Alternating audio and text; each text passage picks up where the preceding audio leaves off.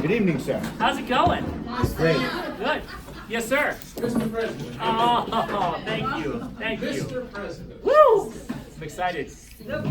My last meeting, I remember I went back and I saw Mo's last speech as president. He was hiding here behind the lectern because he was so sad he couldn't come out behind. He's like, well, it was a good year. And I'm going, I have to come out here just so you know how tall I really am.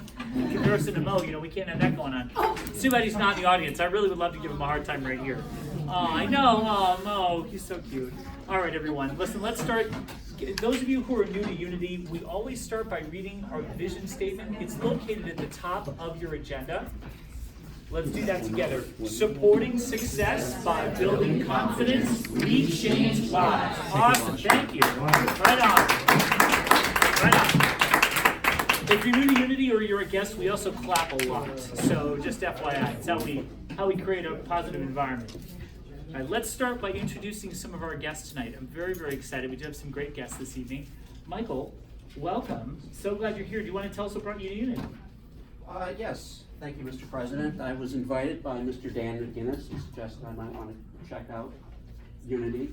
He says he's been a member here for a while, and I also know Tom, so I thought I'd stop by, see what's going on. Michael's a great guy, and just because Dan invited him, don't judge him. I've known him for years, and Michael's a humorous speaker. He's great. He's won contests and stuff, and it's great. Michael, it's great to have you here. Thank you, and Tom is correct. Glad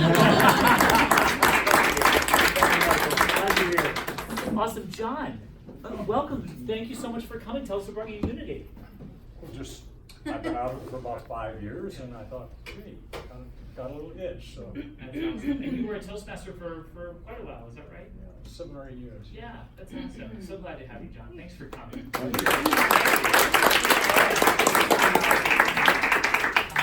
I would love to, if you want, you don't have to, but do you want to tell us what brings you here to Toastmasters? Once again, I'm with my mom. Yes, you I'm are. on summer break. This is replacing screen time. Oh, Thank you all. Thank you so much, everyone. Well, as you know, this is sort of an emotional meeting whenever you're passing the torch. And I have to tell you, I couldn't be more pleased to pass the torch to a more capable and energetic and passionate group of leaders that are coming in behind us. I want to take a second. I want to thank our board. Thank you so much. Thank you, all of you. Thank you for all that you've done. I know there's a few of you that aren't here. Hovey, thank you so much. You've grown so much this year, and it's really just a pleasure to see you coming in as VPE. Thank you so much, Christy, for kicking my butt whenever I needed it, which is often, and I'm very, very grateful. John, thanks for showing up early and making sure that everything's handled. You never made a week where you couldn't be here anyone else's problem, and you're just amazing. I can't tell you what a leader you are. Thank you so much. Other leaders in the room, I know, again, we're a little short tonight, but I just want to thank everyone, and I want to give you a shout out. This is the best club in the whole universe. Barry Sepik is not being hyperbole driven in that. I know it is hyperbole, but he's just amazing when he gets up here, and I totally agree with it. So, I also want to take a second, and I just want to thank Caitlin Ewan. Caitlin, our outgoing District Club Growth Director. Madam, thank you so much for your service to District 3. We really appreciate you. Thank you. And I think pause to say that because that is a big job. You are in a lot of clubs, so I'm proud that you're a member of Unity. Thank you. Awesome. All right, without further ado, it is my pleasure to share a couple of toast tips this evening. I'm very, very excited. Help me welcome for our McGinnis Minute, Mr. Dan McGinnis.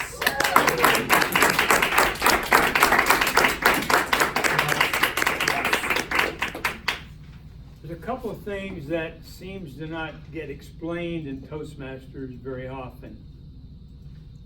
If you're called upon to participate in table topics, understand when you're asked a question, you can answer that question.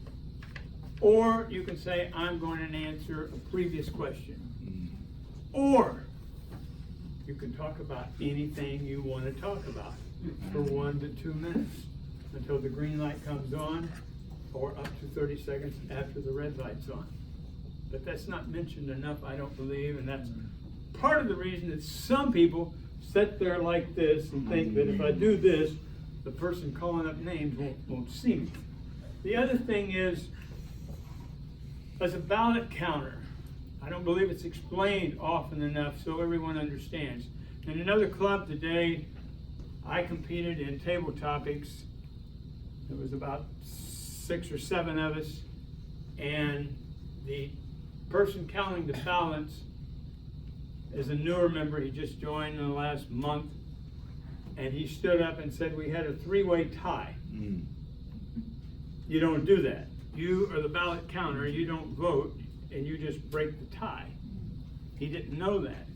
And then, to make it even more embarrassing, to Helen came over, and I noticed her come over and gave him her ballot after he had had all the others counting. He said, but then Helen brought me her vote, so Dan won first place.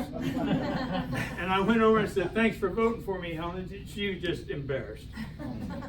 So, Thank you so much. keep it up. Thank you. Moral of the story, not everybody gets a ribbon, okay? There it is, fantastic. Also with some great remarks this evening, because we had 2 fantastic toast tippers. I'm really excited about this. Toast tip by Tom. Tom's gonna come on because we've got a bonus toast tip, right? You know, Dan just used up like 2 minutes of it, so maybe I'll just do mine the next time. You sure you wanna use Yeah, next that's time? totally cool. I mean, Okay. I can do it, but let's go ahead and move on. Let's do it. Thank you very much. I appreciate it. Okay, good. You know, Dan, every time I clap after I speak, I worry that I'm applauding for myself. You got to get with Tom because he's doing this. He's got his hand over his head like he's real excited. Fantastic.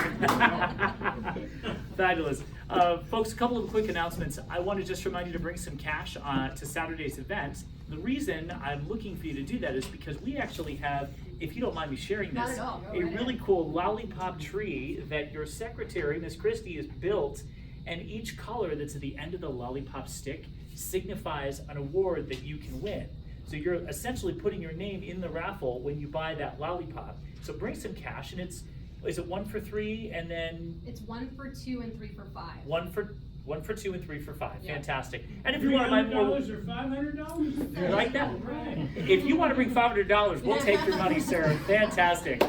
You gonna tell them what the prizes are so they can get pumped? Are we gonna? You want $300 or to? I think you should. $500? Hey, you know what? I want to hear from you. What do we have? What do we have You going wrote on? it down. You took my list. It's up to you now. I'll tell you, one of the things we're gonna do is a comp night stay at the Westin downtown with breakfast for 2. So if you want to do a little staycation, maybe go downtown, see a show, that's a great thing to do. Thank you, special thanks to Marriott. The other thing that my husband, who's in the audience, and I knew better than to introduce him because he would have killed me, has also donated a comp night stay with breakfast for 2 at the Residence Inn Desert View. And the reason breakfast for 2 is included is because there's free breakfast, so you can have actually 3 or 4 if you want. Just show up with your family, no problem. Fantastic, thank you, Gary, appreciate you, fabulous. Also included is the 50-50 raffle, so we're going to split 50% of the proceeds with the club to recoup expenses, and then 50% goes to you. So that'd be a great thing to do. Bring cash.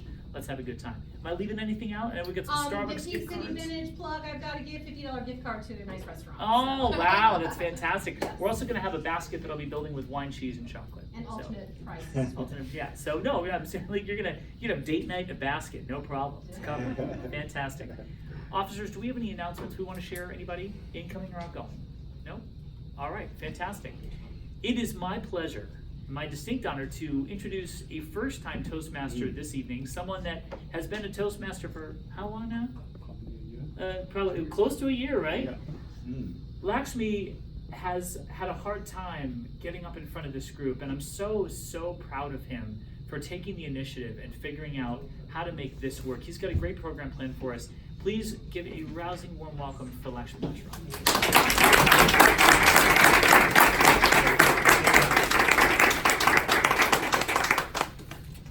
Good evening, fellow Toastmasters and my dear guests.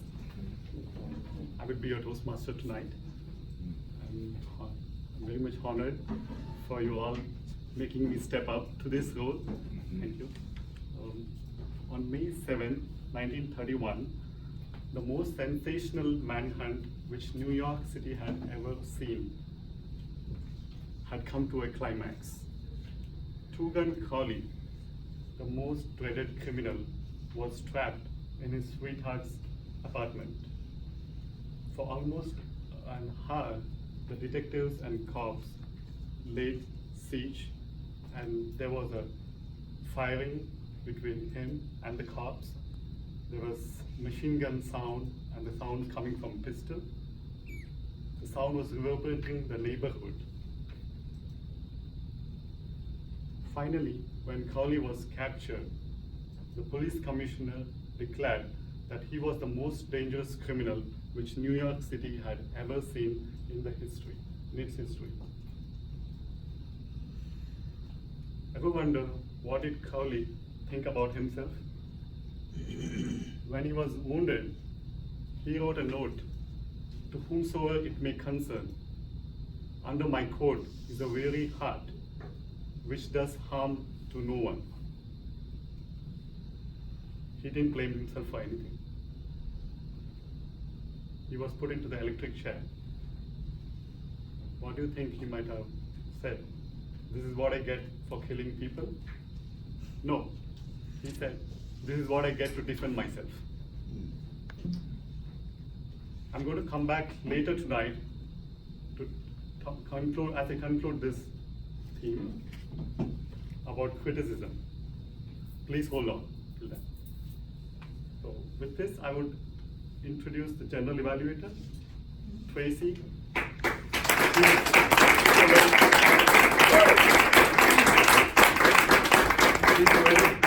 She's a very courageous and daring Toastmaster. She has been the second prize winner in the district. Thank you.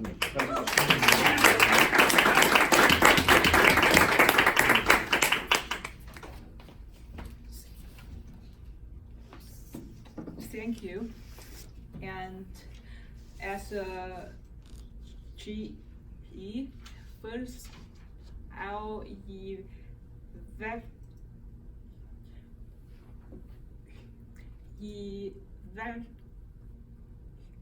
the whole meeting, and I will introduce our awesome functionaries.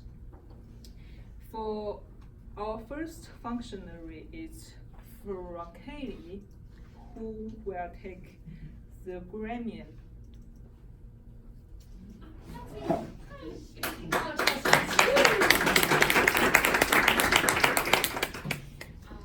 And welcome guests. I am your grammarian this evening. It is my job or responsibility to select the word of the day, which I have. Also to help increase members' vocabulary, as well as keeping track of creative or misuses of the English language that I'm learning to be better at myself. The word of the day is I can't even pronounce it. That's it. Say it loud. Apologia. That's it. It's a work written as an explanation or justification of one's motives, convictions, or acts. I have a list of Apologia. that I review every month. Thank you.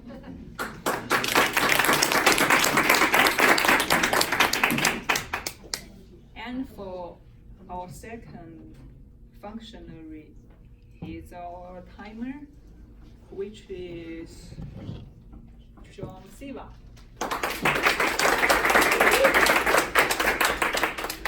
Good evening, everyone. My name is John. It's my pleasure to serve you as your timer this evening. My job is going to be to pretty much time everything. Time our prepared speeches, our evaluations, and our table topics. I just want to verify our speeches for tonight. John, sir, you're doing your icebreaker this evening? It will be 4 to 6 minutes, as I have on here. Okay, and then I've got Lana. I've got you 2 to 3 for a special occasion. Okay, and Steve, sir, 8 to 10. I'm actually going to change that. Be a little more brisk at 5 to 7. 5 to 7. Yes, sir. Thank you. And we have a lot of different times tonight, but just so you know, 5 to 7, the green light will illuminate at your minimum time. The red light will illuminate at the maximum time. Halfway between that, you'll see the yellow. Does that make sense? Thank you very much.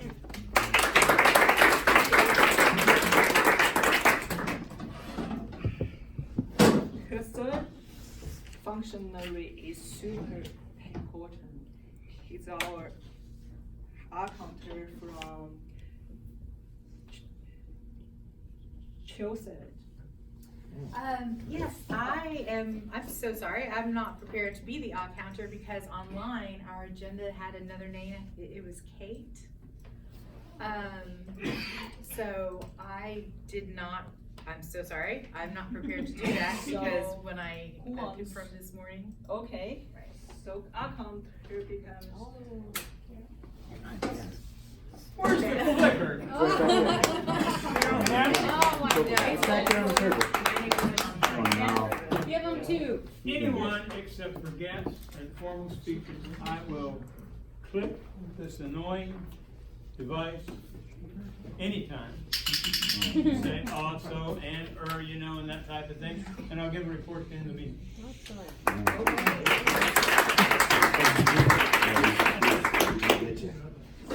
And for the ballot counter is from Kate.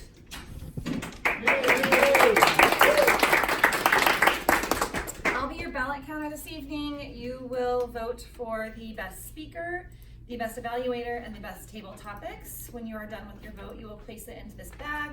At the end of the meeting, I will award the winner of each a ribbon. And thank you, Dan. I did not know that about the tie thing, so thank you for your tip You're welcome. for table topics. Thank you. So today we have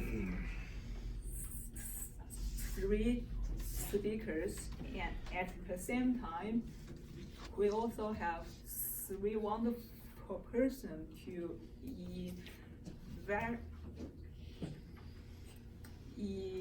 evaluate the speakers. For our first speaker, the evaluator is Raymond.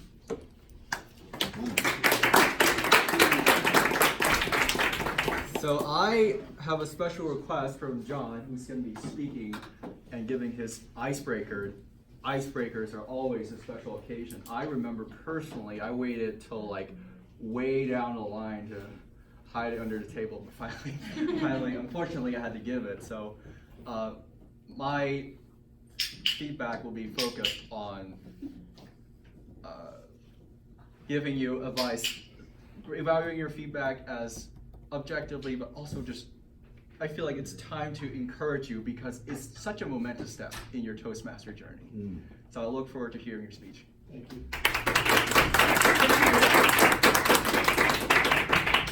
For our second speaker, we have Paige. And It's actually filling in, point of order. Kate's gonna fill in for the evaluator. okay, and Kate. I'll be evaluating Lana this evening. She is giving a toast out of the evaluation guide for Mastering the Toast about her friend Anne. I am excited to evaluate you, Lana. And thank you for the opportunity.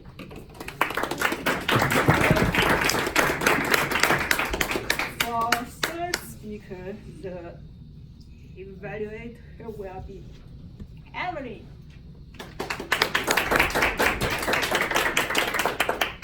And I'll be evaluating Steve's speech on lessons learned as president. I'm looking forward to hearing all about it because I know nothing about what happened. She's got jokes. Yeah. But Steve is looking to see if he's inspiring, if he's emotive, and I know that he will be because he's so energetic.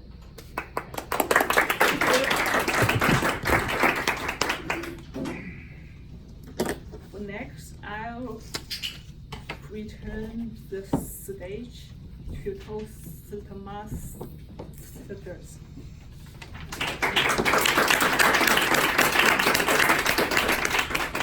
Without further ado, I would like to introduce John Van, who is going to present his icebreaker speech.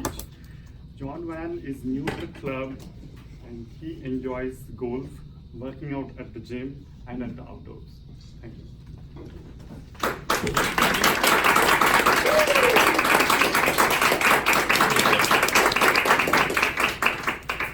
Fellow Toastmasters, honored guests, my name is John Van Tussenbrook, and this evening I'd like to talk to you about my apologia or motive for joining Toastmasters.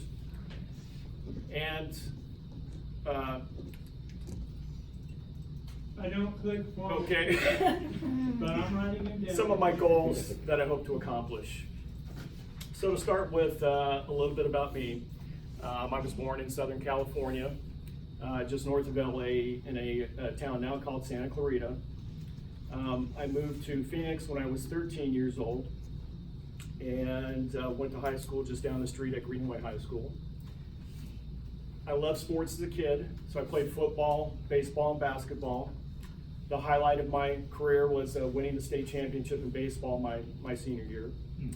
I'm married. My wife and I have been married for 31 years.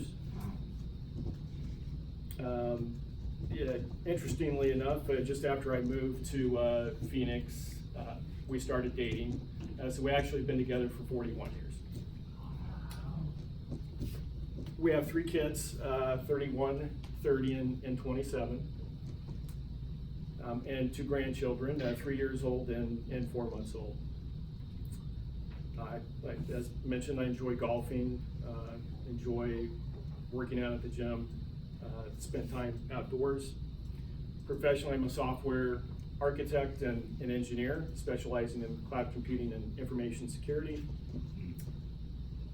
I've been at American Express for 24 years, and recently left the company to pursue other interests. Went to school down the street at Tempe, Arizona State University, and graduated with a BS in computer science. So a little bit about why I joined Toastmasters. Throughout my career, I've had the opportunity to present a number of public speeches.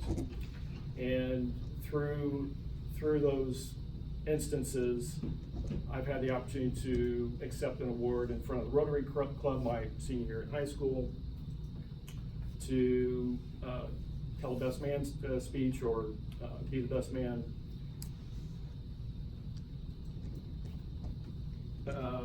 Present numerous times in front of town hall presentations at work, present a number of times with senior leaders. And I would say, reflecting back on those experiences, I really been largely disappointed with the results. So I haven't had any catastrophic events, but I haven't necessarily had any positive events either. And so I kind of want to turn that around. Well, it's a lot tougher than I thought. Great. So a little bit more about what the issues are. I would say socially, I'm more of a chameleon. I like to blend in. My animal instinct is to kind of mix in with the herd and not get noticed. Avoid getting killed by a predator. So my response to standing out in the crowd is really just fear, anxiety, doubt. All those things start to creep in. So that fear and anxiety also starts to adversely affect how I prepare for a speech. So I start losing my train of thought. I get distracted, can't find the right words, and that just snowballs. I mean, it just escalates from there, and creates generally just panic. So, and then, you know, when it comes to speech presentation day, I feel rushed. I don't feel prepared, and generally I'm panicked. That also starts to bleed into my personal life, where I am. My wife and I recently have taken a vacation, and we were all having a good time. The last few days of vacation, I start to really just kind of shut down. People start noticing and asking me questions about what's going on. And I had a presentation the following week, and it was just the worry and the fear kind of came over, and I just shut down. So lastly, when it comes to public speaking, I really don't have a good sense for what makes a good public speech. And so I've got to bring out all the books, reread, and do the research and essentially relearn. So that's why I'm joining Toastmasters. I want to, really get a system down and practice. Just need a lot of practice. So some of my goals that I have is approaching public speaking with a lot more confidence and less anxiety.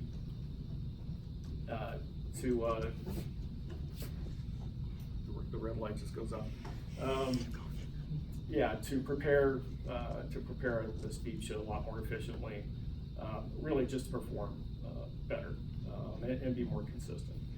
So in conclusion, that is why I've joined Toastmasters. I'm excited about the group. I'm excited about working with you all and learning to be a better speaker. Thank you.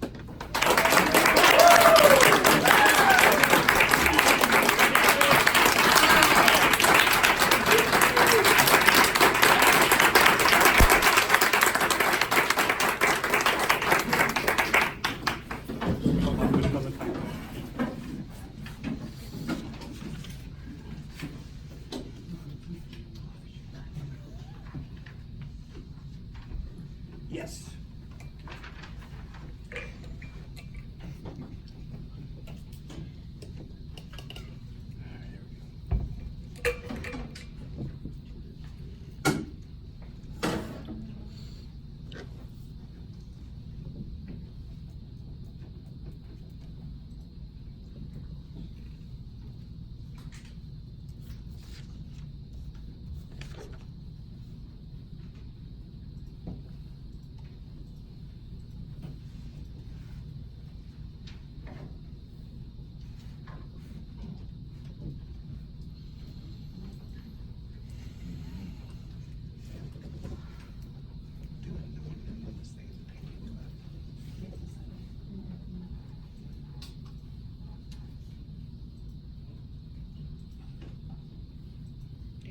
Minute has complete, sir. Thank you. And so, now I'd like to introduce Luna. She's one of the seasoned Toastmasters community. She's also part of another Toastmaster, Mindful Speaker. She's going to present on the topic, My Dear Friend Anne, from Mastering the Toast. My dear friend Anne, Luna.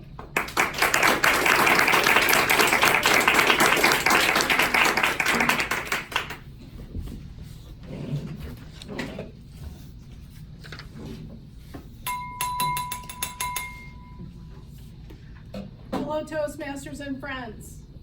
Tonight we're gathered here to celebrate a well-lived life for our dear friend Anne. We're here to celebrate tonight her 60th birthday. I know she doesn't look a day over 30. And as most of you know, you have lived a well-lived life. She has accomplished so much. And for those of you who are in this room tonight, you probably know some of those accomplishments. She is a mother, a neighbor, and a friend. But I got to know Anne, and I'm going to tell a little story. I know you don't want me to, but I'm going to. I got to know Anne when I moved in next door to her 10 years ago. It was an amazing trip for us because we moved from a long ways away and we came into this neighborhood and we knew no one. And wouldn't you know, Anne was the first person who greeted us. Anne soon became that friend that you could holler across the way and say, Anne, I'm cooking a cake. Can I get a half a cup of sugar? Yes, some people really still do bake from scratch. And Anne is that person. And Anne was always there for me. As a neighbor, she would also say wonderful things like, Lana, what's going on in your life today? Do you remember that? And then she would turn around and she would look at me and she would just listen and smile, never offering her opinion, never offering judgment. That's the type of neighbor Anne is. The other thing about Anne is that she's also a wonderful mother. And I don't know if most of you have got a chance to talk to her tonight, but she would tell you that that's probably one of her greatest accomplishments, right? One of the things that I think that she would say is that raising those two children next door to me was probably a bigger struggle at times because I had 2 children that also seemed to jump over the fence, and they would seem to sneak out together once in a while. So we got to experience parenthood together, but she would say that's probably her biggest accomplishment. She's raised 2 wonderful, strong, well-adjusted children. I'd like to say the same. My children are wonderful, strong, and sometimes well-adjusted, but they are good friends today. But the other part of it is that Ann also is a wonderful friend. And it's a testament tonight to everyone in this room that's here to celebrate her birthday and to commend her for a well-lived life. And we're gonna raise our glass to you tonight to say thank you. Thank you for being a friend to us. Thank you for continuing to communicate with us and to be with us as friends and to continue to enhance your connections with others by spreading your love and wonderful guidance to all of us. May you live a long and happy and prosperous life. To Ann. I'll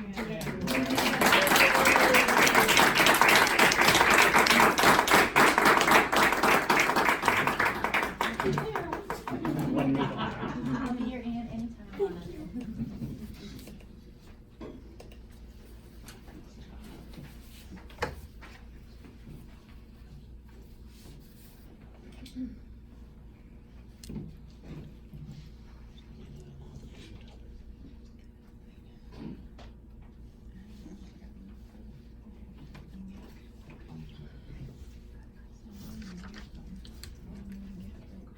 Ooh.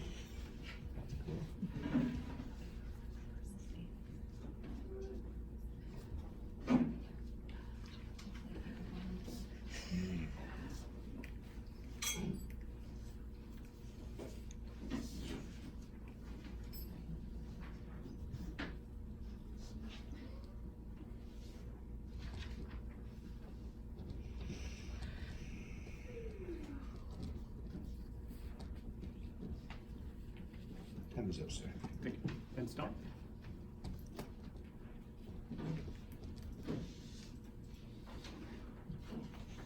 Now I would like to call Steve, most distinguished president. Lessons learned as a president, the project title, More Than I Bargained For. Steve, More Than I Bargained For.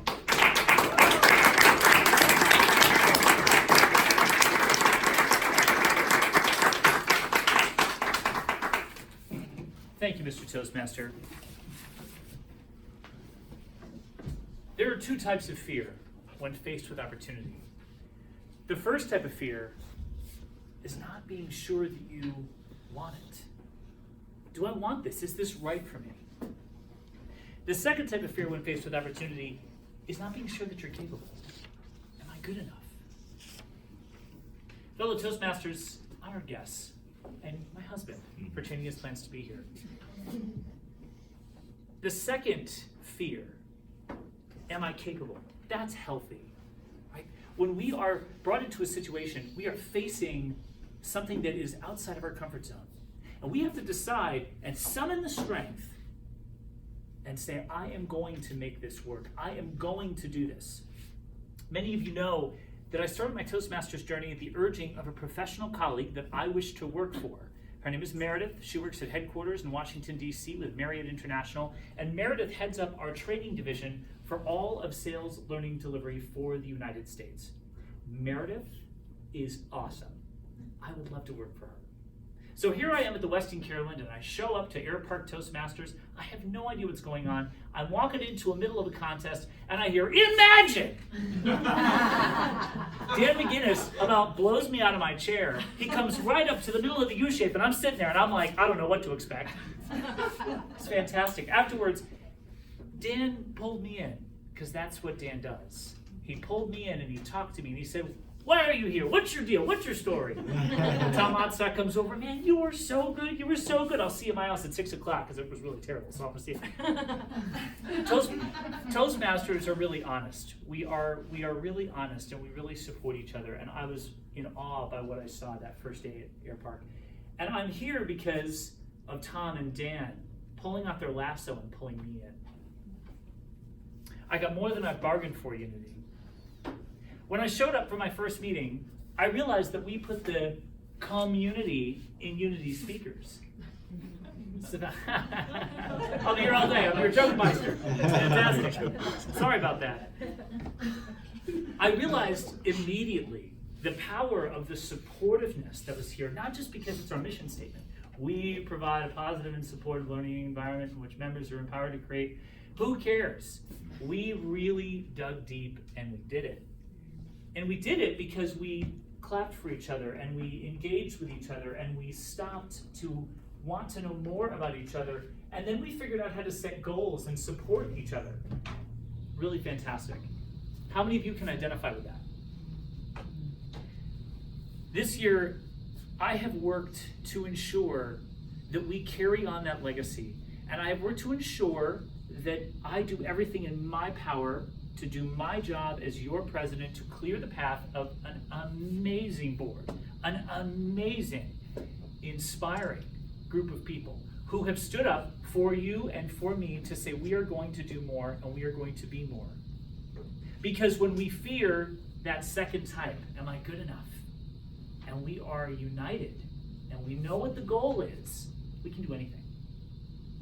Get out of your mountain, move over. By the numbers, Unity, we have 41 registered members, which is the largest that this club has been in 10 years. 41 members. 35 of them, 35 of you, 35 of us are registered in Pathways, which was a big shift. How many of you remember when they rolled out Pathways? There's a few of us in the audience. How many of you still groan when you hear about Pathways?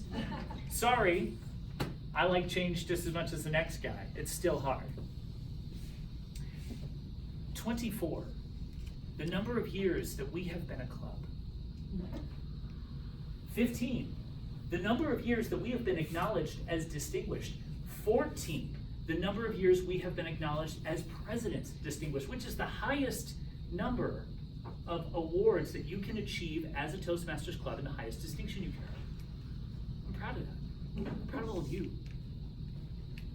10, the number of awards that we have earned this year towards our President's Distinction. 9 is the requirement, so we're overachieving, which is fantastic.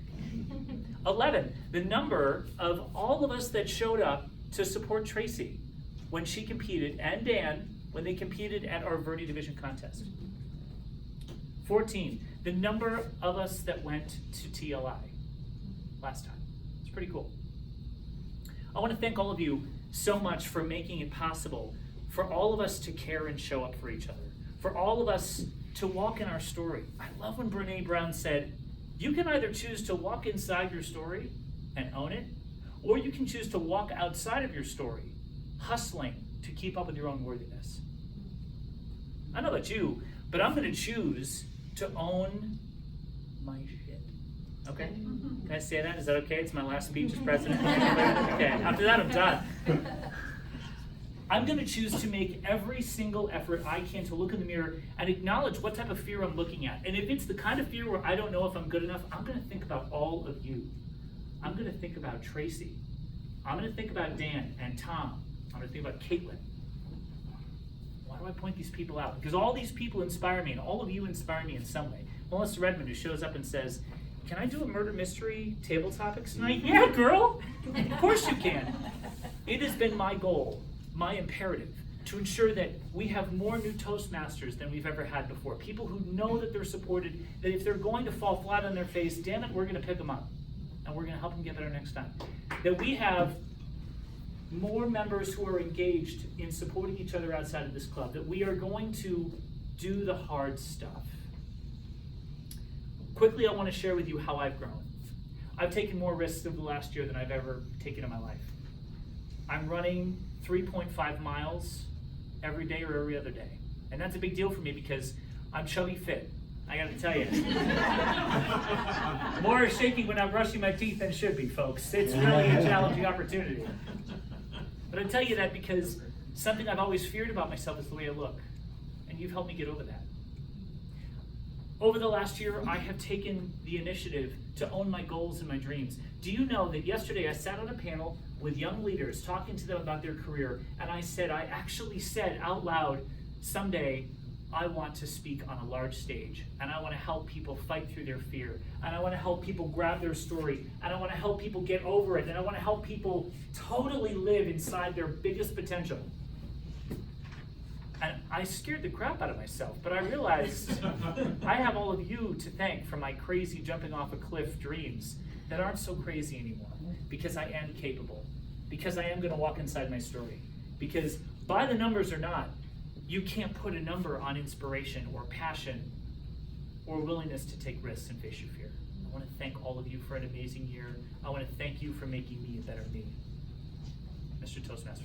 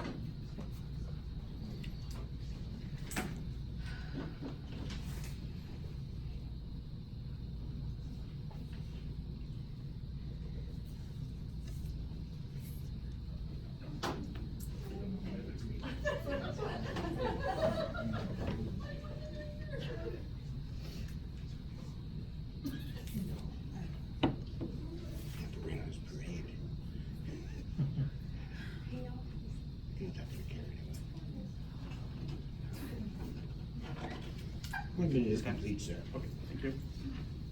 With this, I would like to call upon Kate, a jovial joke meister.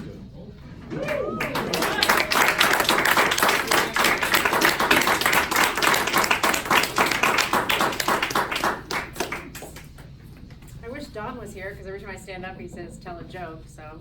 Tell a joke. Mrs. Baker wanted to go ice fishing. So after she had read all of the books and studied it all, she got all of the equipment, she took her comfy little stool out onto the ice and cut a big circle.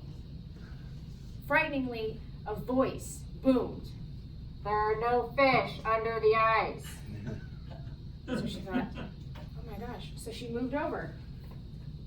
She got a cup of coffee, put her stool right here, and she started to cut another big circle.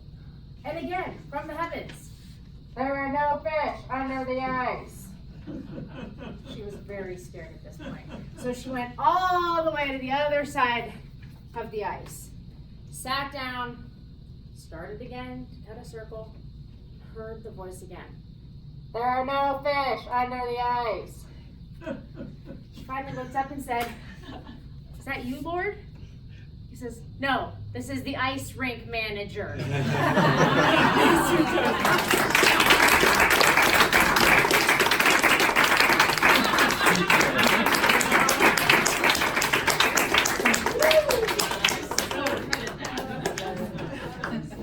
Chicken. I would like to call on our general evaluator, Tracy. Thank you. First, so may I call the timer? Yeah. Yeah. All right, John, sir, you had 6 minutes and 29 seconds. Fantastic icebreaker speech. Lana, 2 minutes, 58 seconds. And Steve, sir, you were a little bit over your time with 7 minutes and 45 seconds, although it was an exceptional speech. And so we've got John and Lana. Thank you. And for now, it's a time to vote for the best speaker.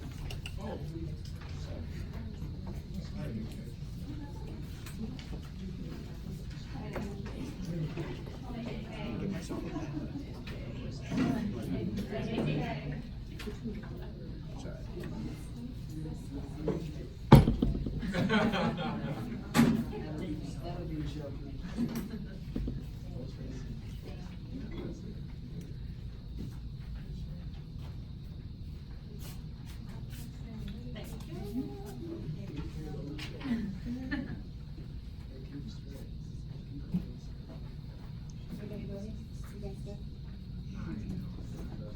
Thank you. And now it's the time to introduce our evaluators for the 3 speakers. The first evaluator is Raymond Lee, and he will evaluate Trump's speech.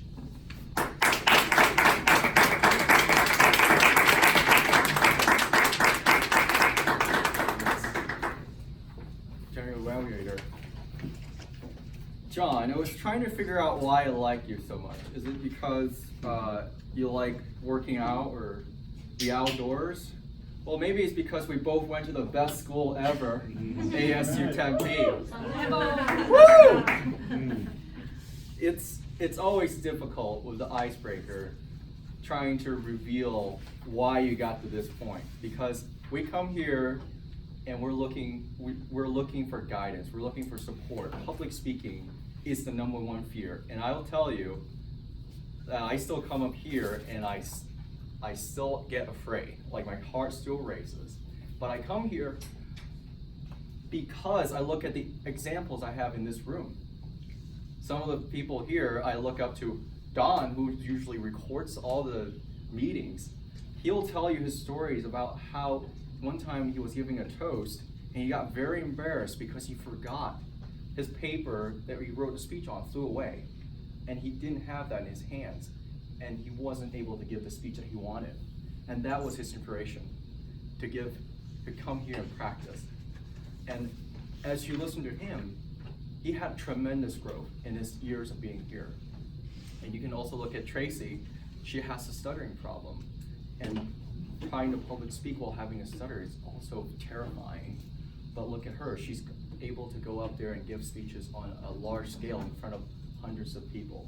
What I'm trying to tell you is that even though I might not be a great example, I'm looking at people that have tremendous fear, just like you and me, and they're able to get to where they want to go through practicing here in Toastmasters. What I really liked about your first speech was your speech was well organized, had an introduction, it had the reasons, what you're experiencing in your life, and finally, what you're looking to get out of Toastmasters. That's a great thing that you did. It helped me follow your speech much better. And I love your courage during your entire speech, revealing some of your deepest fear to us. That's not easy. That's not easy at all. Telling us what you've been experiencing on your vacation time, and all this negative stuff. Not good, not bad, just average through all your presentations. And I want to help you, man. And I think we all want to help you.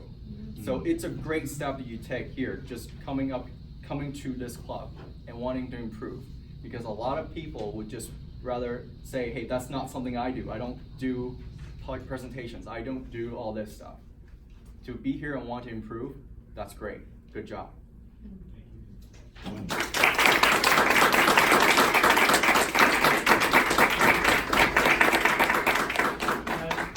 Point of order, Madam G, should meet you up there to turn over.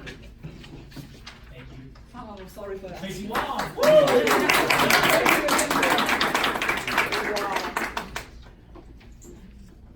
Thank you for your time. Our second evaluator, whom will be evaluate her second speech from Nona, is Kate.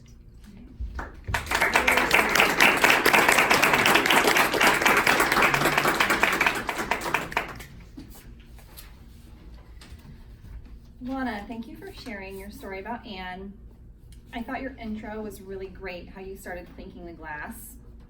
I really felt like I was at the party that you all were at, and I felt like the crowd was a part of this whole, a part of your toast. I felt really happy when you told the story about how you met Anne and when you met Anne and how you moved into the neighborhood together. I think it's hard when you move into a new place and you don't know people, so totally relatable. It warmed my heart when you talked about how she was a mother, and it really is an accomplishment to raise kids. The humor throughout the toast was really great. I thought it kind of, gave a flair. It kept us listening. I liked the part where you shared how close your kids were. So I thought that gave a good perspective of really how close you and Anne were. She sounds like a really great person. I'd really like to meet Anne. I wish she was maybe my neighbor. You did look very comfortable up here. I know that was something that you asked me to look for. I thought you looked great. You turned this way a little bit, so maybe if you opened it up to the whole crowd. I thought you went a little bit fast, and I don't know if it was because you were pressed for time, but overall you kept it rolling. You didn't pause it. I mean, you didn't have any negative parts of it at all, but it was a little fast for me. I wanted to pause and take it in a little bit and absorb it.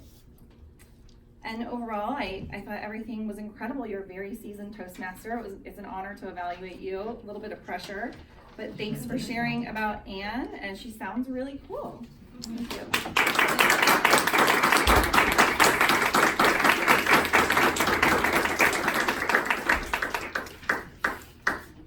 Thank you. For our third speaker, Steve, evaluator is Emily. All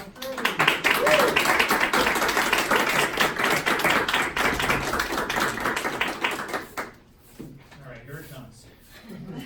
Fellow Toastmasters, honored guests, and especially Steve, what an honor to be able to evaluate your speech.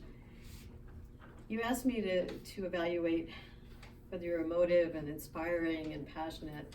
Steve, that's you every day. Yes, you are, all of those. And your speech was wonderful. It was very well thought out. It was very surprising to me that you started with the fear, actually. I never saw that coming. You never showed fear of your ability to do this. Every single day when you came up here to preside, to give a speech, whatever, you brought so much energy. You still do. You always bring that energy, and you raise the energy in the room. That is just part of who you are. So your speech brought that in it. Inspiring. The data that you talked about for this club, all of the things that we have accomplished, and we've taken it higher. This club has always been a good club. We've been President's Distinguished for 14 years, but we have more members now. And you've set goals for this club, and we've reached them. And that's really so much on your part. I'm evaluating your speech, but I know how hard you worked because we worked a lot together. And you bring that passion, you brought that passion to every single meeting that we had. And your ideas and your creativity to bring difference, just to help take this club to the next level, which you've definitely done. I love your comment about walking inside your own story and owning it. I think that's so critical. That's something that we need to all remember. It's so easy to get caught in the way other people have done things, and to forget to be creative, forget to take yourself and put yourself into the position. And you do that with everything that you do, and I definitely appreciate that. I'm so glad that you have decided to act on what's clearly your calling, to help people to move to the next level, to help people in any way that you can. And obviously you do that here, but I'm really excited to hear that you have really stepped up and said, yes, I'm gonna do this. So, thank you, Steve.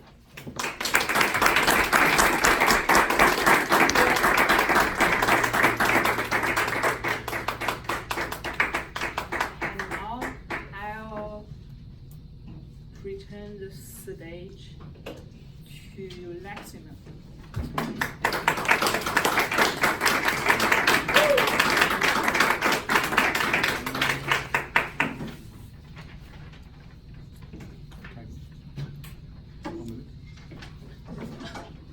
Time's up.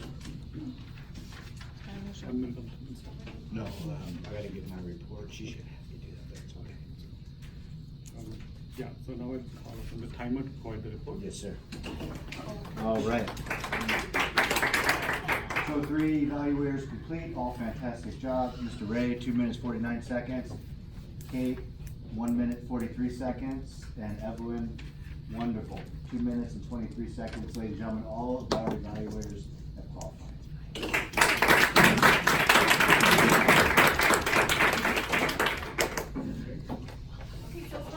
I have the ballot counter coming by your desk and come to collect the ballots.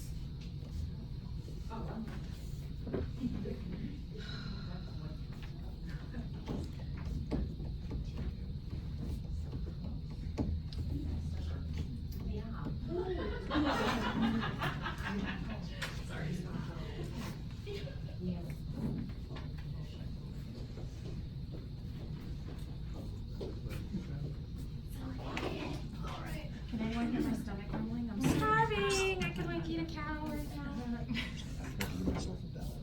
But I got your blue pen. I got your blue pen for you at least. Oh, Yeah, you used it on that.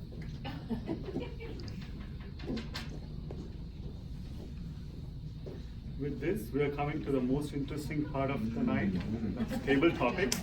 Okay, Melissa.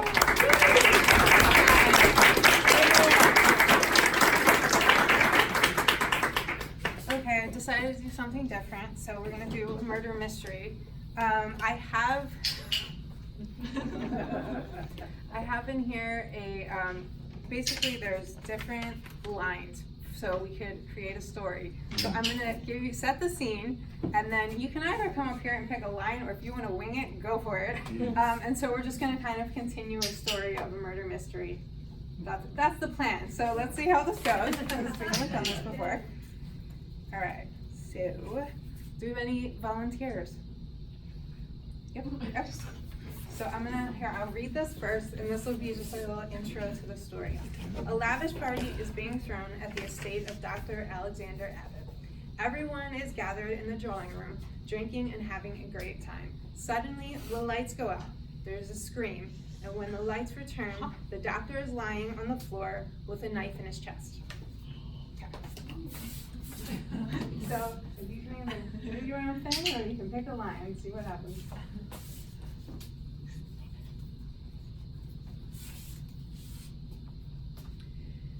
The police arrived and asked everyone to show both sides of their hands.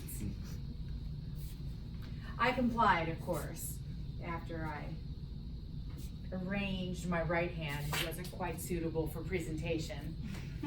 Not to give anything away about anything. The police gave us a few instructions. Everyone present had to follow the leader. It was kind of like a game of Simon Says. I followed the reasonable instructions.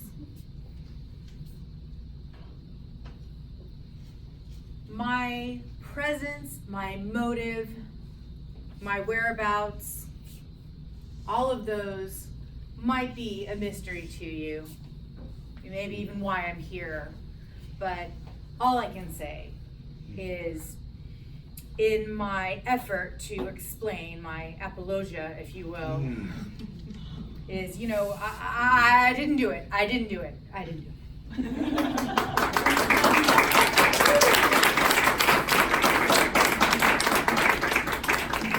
Anybody else want to give it a try? Oh, yeah.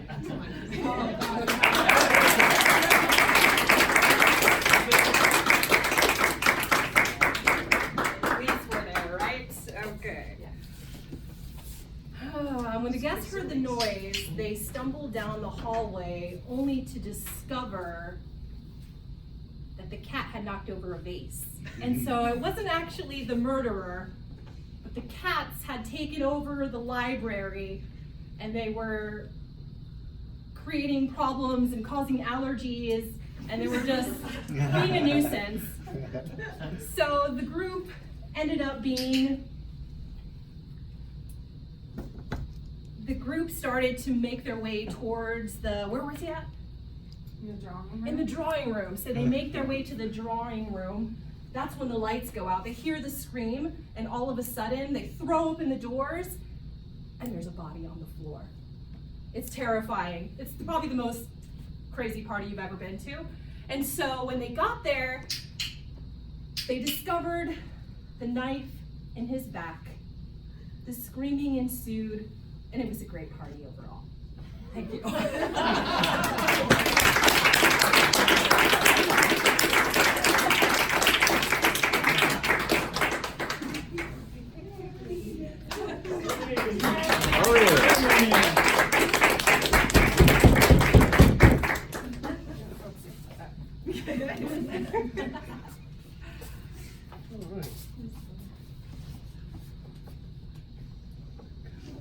Seeing that now was the right time, the butler stepped forward and declared,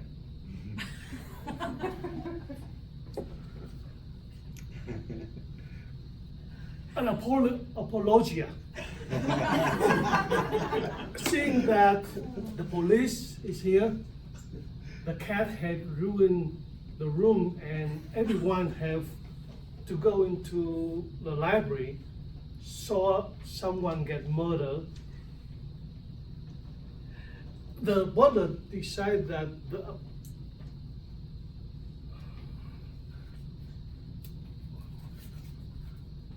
declared apologia, saying that the murder is among all the guests because of all the conflicts that all the guests had with the murderee, and that someone have a grudge about with the person who murdered, and it's the job of the police, unless otherwise been ruined by the cat, go over the scene of the murder, we have to solve this problem.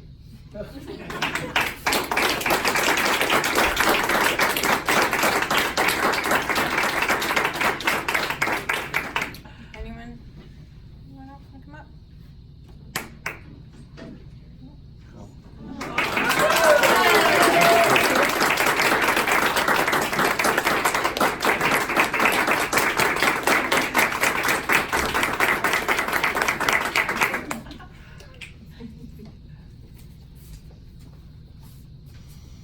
Fearing for my own safety, I told the police I couldn't have done it because I was at the time laying drunk on the bathroom floor. I didn't want to go to the party. Unfortunately, my husband, who's a social butterfly, drugged me, insisting I would have a good time. There are lots of nice people there, people you can talk to. I promise we won't talk about marrying out or work. They will get us out of the house, away from the cats. Only to find out the cats have ruined the other room. Myself, not a drinker, also not a social butterfly, started sipping and tasting. And unfortunately, on an empty stomach, caught up to me. The room slowly started to spin and people started to get a little blurry. I found myself slurring and decided to go splash some water on my face. As I bent down to the sink, I realized I couldn't stop bending because I had no control of my muscles and kind of collapsed onto the floor.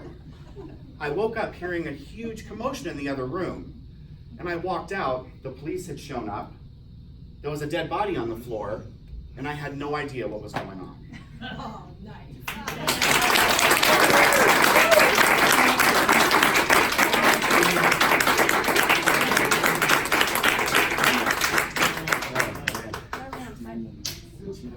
We have plenty of time. Okay. Anyone else? We have plenty of time. So. Point of order. Oh, go. Awesome.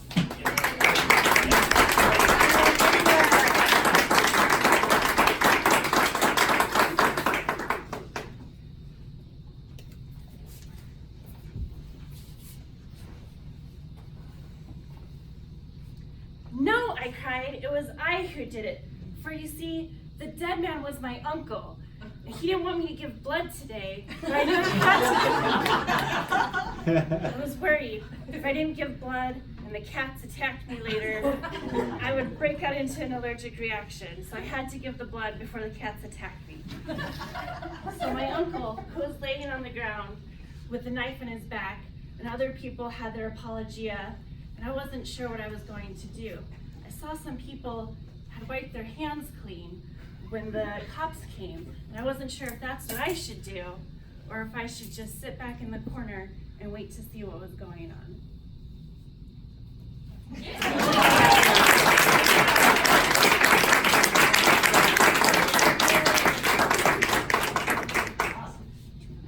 you have something you were? I was just going to say a point of order for the guests. If you'd like to, if you're a guest and you'd like to participate in table topics, you're more than welcome to. It's not required, but clearly, I mean, just get up there and take care of that. Okay, we can do two more. Anybody? No? I'll go.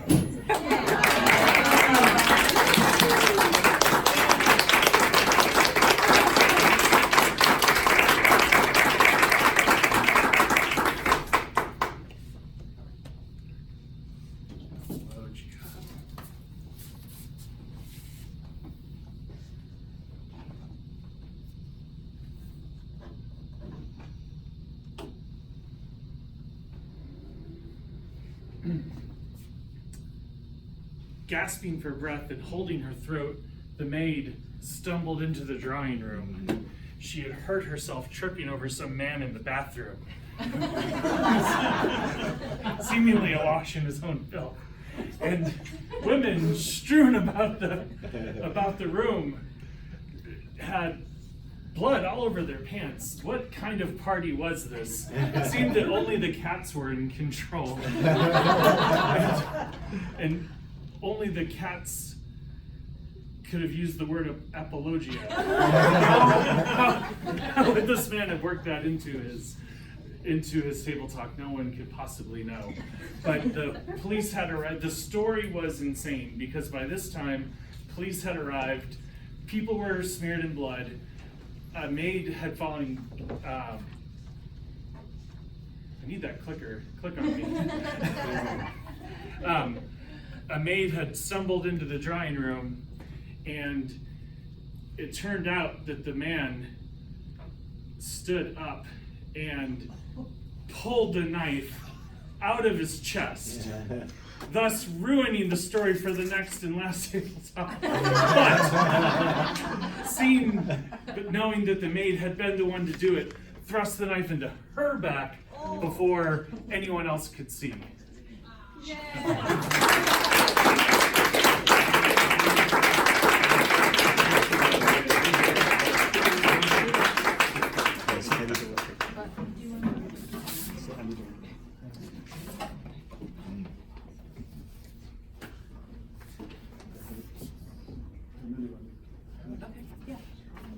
Next, we're going to bring up the general evaluator.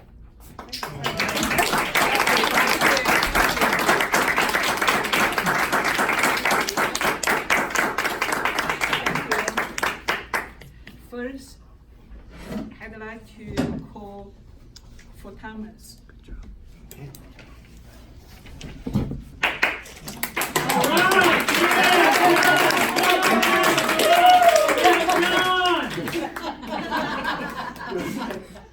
Susan, 1 minute 22 seconds. Christy, 1 minute 6 seconds. Obi, 1 minute 27 seconds. Very awesome. 1 minute 21. Amanda, 51. Michael, 1 minute 46. And according to my calculations, time-wise, everybody qualified. Thank you. Second, I'm going to call the Gremian.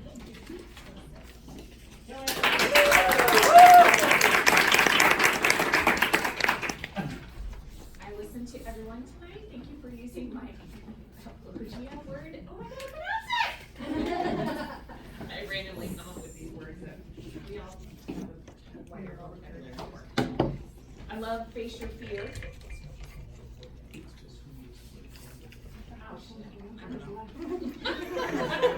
Okay. Actually, everyone used the word of the day. I'll call Yes.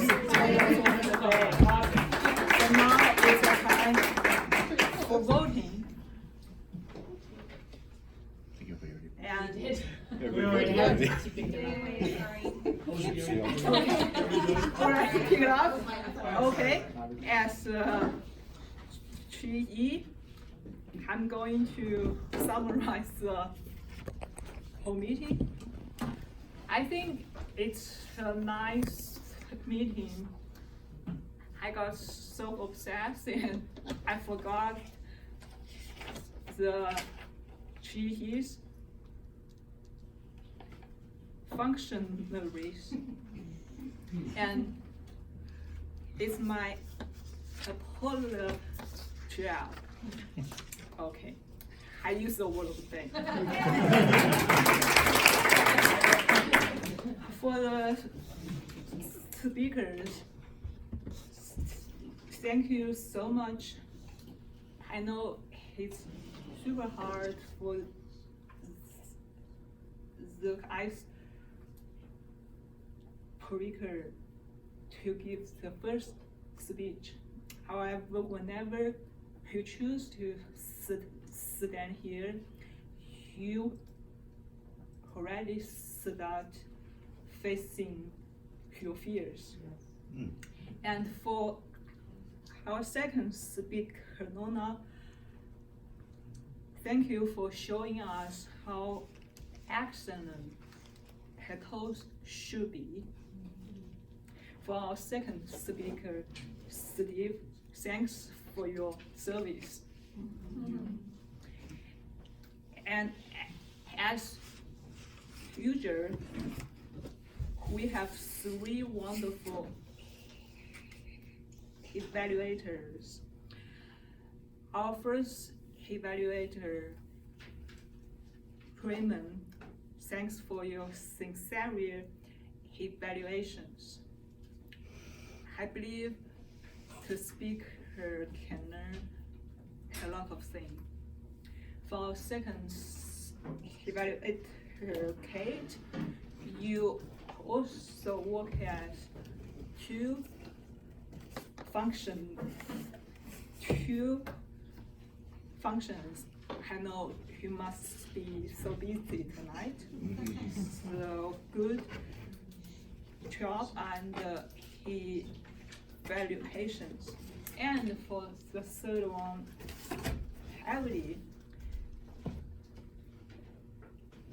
whenever you stand here, I can feel your confidence, and I just want to say you should come here more often so that the whole group can sense your confidence. And also, thanks to table topics, it's super fun. Everyone enjoys the murders, I guess. Overall, it's a wonderful meeting, and for now, I'll call the ribbon awards. Before we do that, point of order, Madam G, can we hear from our functionaries, including our odd counter and our Oh my God. No worries. Yeah, as a GE who gets so obsessed, now it's a time to call the functionaries. And first functionary is from Timer, and I think he gave it. And second, so our counter from Dan.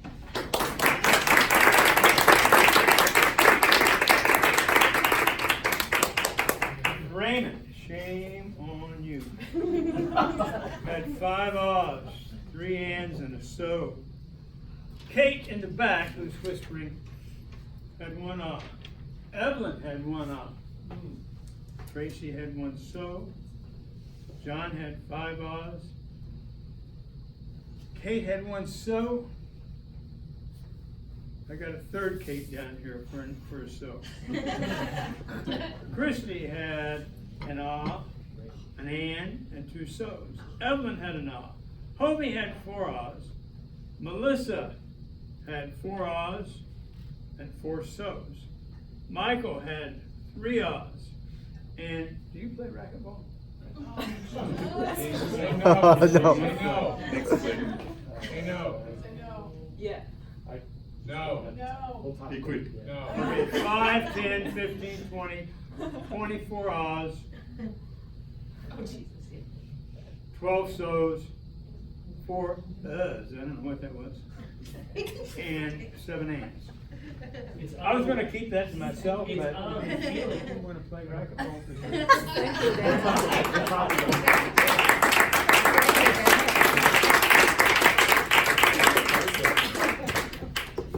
Our second functionary is from Haley, whom is the Brenian.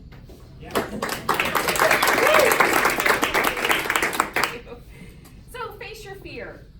Live within your story. Everyone's always sounds so genuine in here and sincere, and I love it. The use of the English, if I can use it properly. English language is really good tonight, so thank you.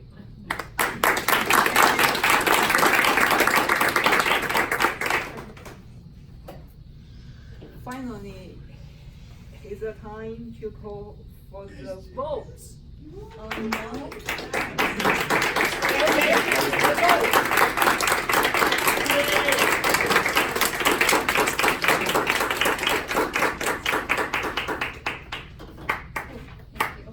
Thank you. All right, the best speaker this evening was John.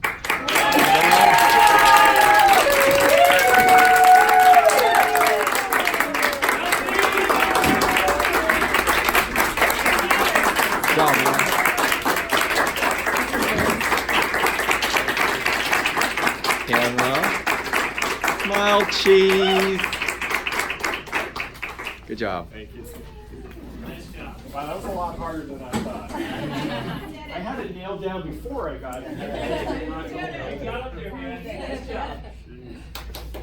The best evaluator was really, really close, and it was me.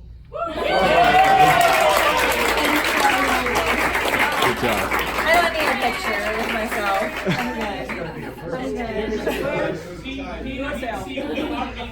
No, I didn't bring it. I swear. Recount. No, I did. I swear. It was really close though.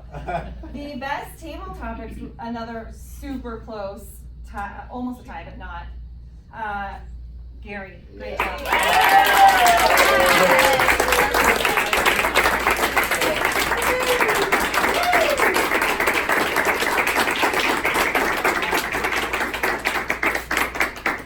This is so juicy. I love it. Pictures and he gets in front a couple times. Yeah.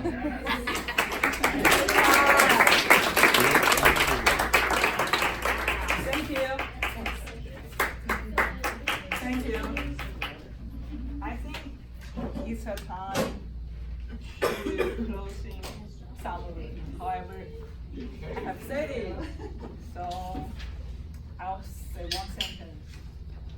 I think it's a wonderful meeting. Thanks everyone who participates. And for now, I'll return the stage to Lexington.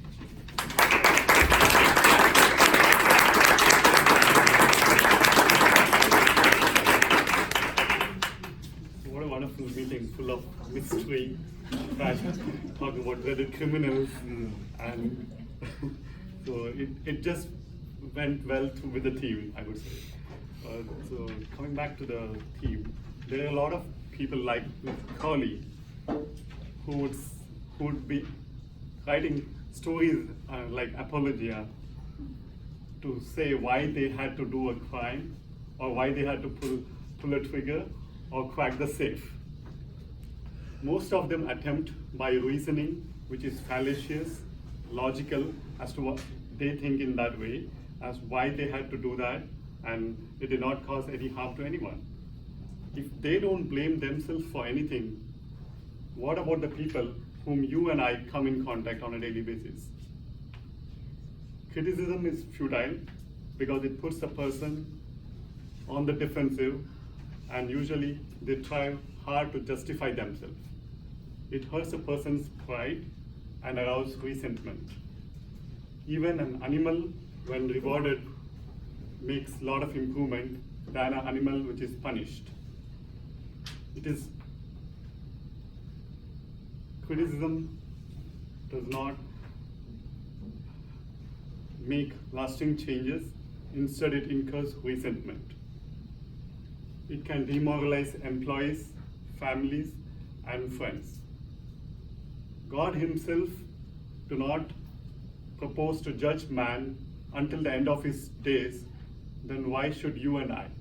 Thank you.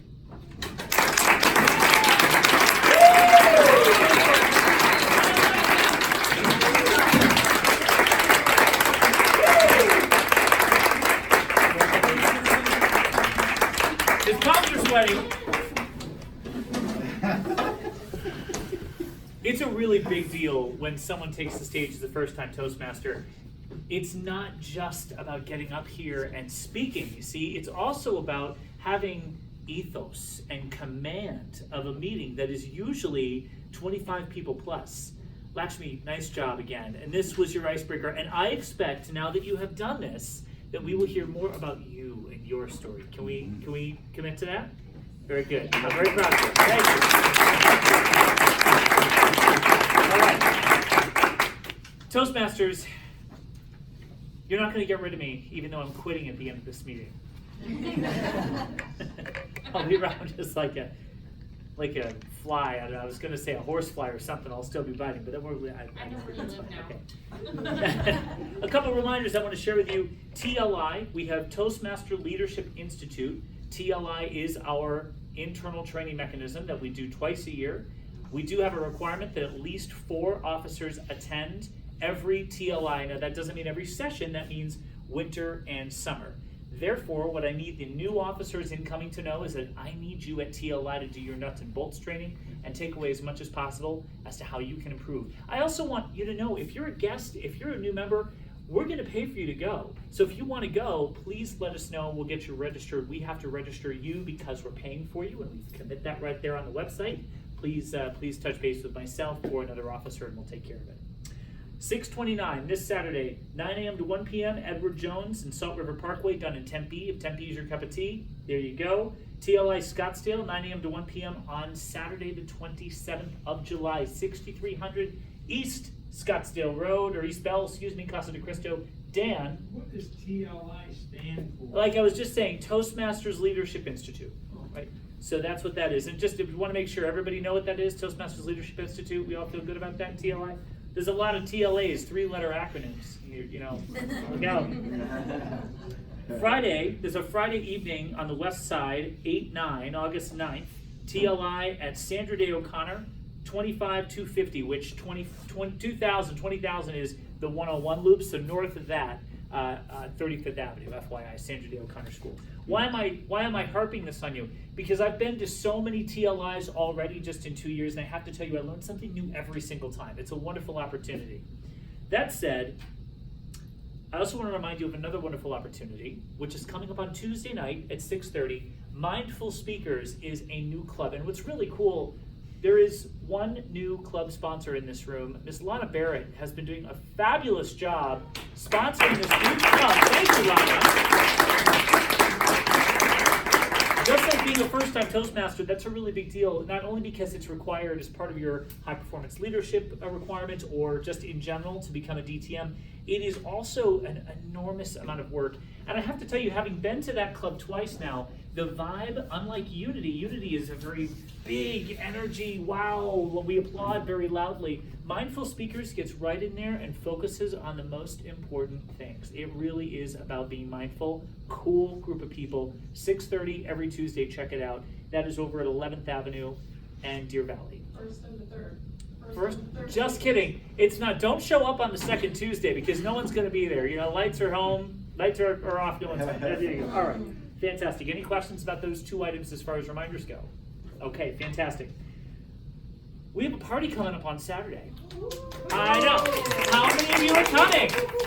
Yes, excellent. So right now we have about 30 people that are RSVP'd via our Evite. Is there anyone in the room that has not received the Evite via their email? Anybody? You've all gotten it? If you have, did you get it?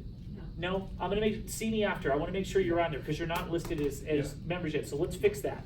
Come. If you're a guest and you want to come. It's at 6:30. Thank you again, Tom and Kate, for hosting. Tom always gives me that look. He's going to say, "What? I'm hosting the party?" Yeah, you're nice, so thank you. Appreciate that.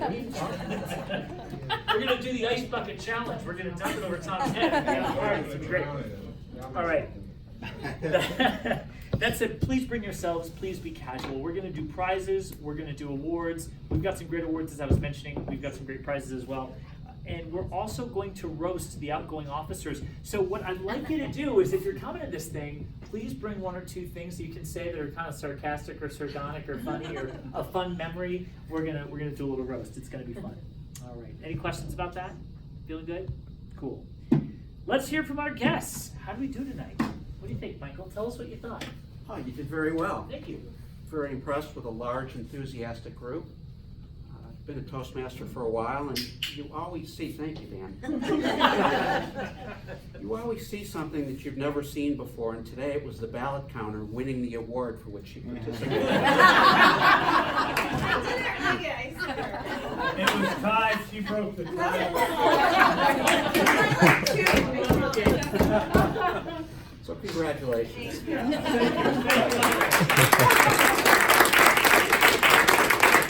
All right. John, if we may, tell us what you thought.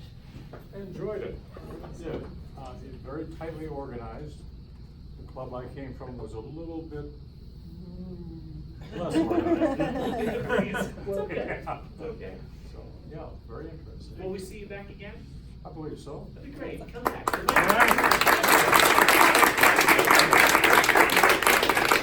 I'm just curious, Gary, how did we do? Yeah? Always, yeah. Fantastic. And you even won an award. You won an award and everything. Yes. And I'm put that up in the, just on the living room wall. Thank you so much. Fabulous. You want to report out? You feeling good? What you're... Every single time I come, everyone does amazing. Awesome. Planting the seeds. Yes,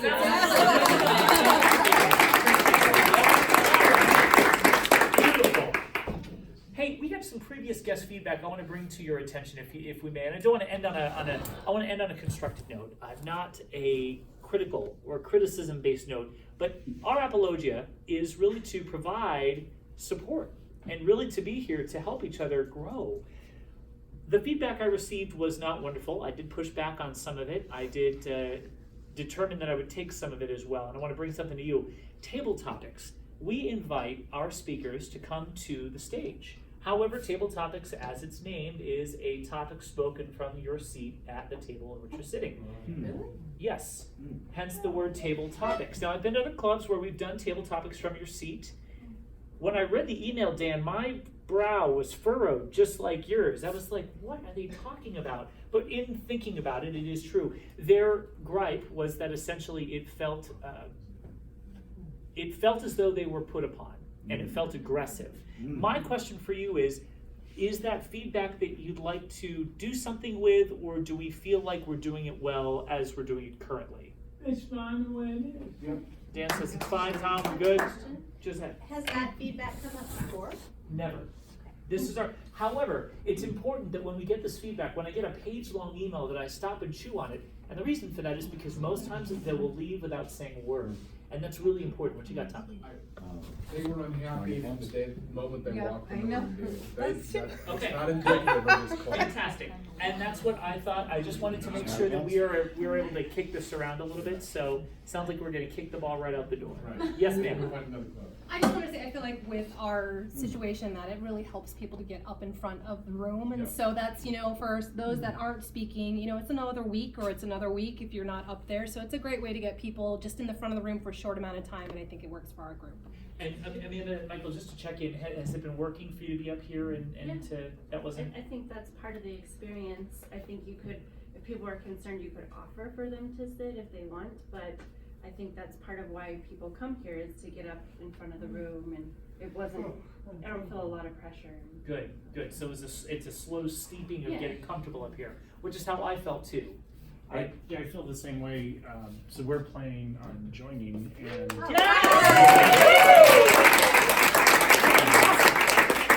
I don't want to say hesitation, but for the sake of the word, hesitation was there's so many people. How much of a chance we get to speak? But you get a chance to speak every single week with the table topic, and that's standing in front of people is much different than sitting down. And so, I agree. but feedback like that is a gift, and so it obviously hurts and sounds like maybe some of it was not as productive. But if it's the guest that I thought it was, they did come in angry from the beginning for some reason. Thank you very much for that, and thank you for letting me kick this around. It's really, really important that we do acknowledge that our guests need to be our priority and our focus. That is something I want to tell all of you as we go into the next year. Keep focusing on guests. The reason and the litmus test I use to determine how healthy our club is isn't how much money we have in the account, which is pretty good. It's not how many members we have, which is pretty good. What it comes down to is, are we staying afterwards and talking? Because that's just organic growth. That's amazing what's happening, is the mentorship and all of that. We've done a lot this year. I want to challenge you to continue doing it. Whether or not you have a title going into next year, it doesn't matter, because you're all leaders. We are all leaders. You are a leader because you're spending part of your summer to come here and do something that's uncomfortable. And I want to thank you for that. Fellow Toastmasters, I quit.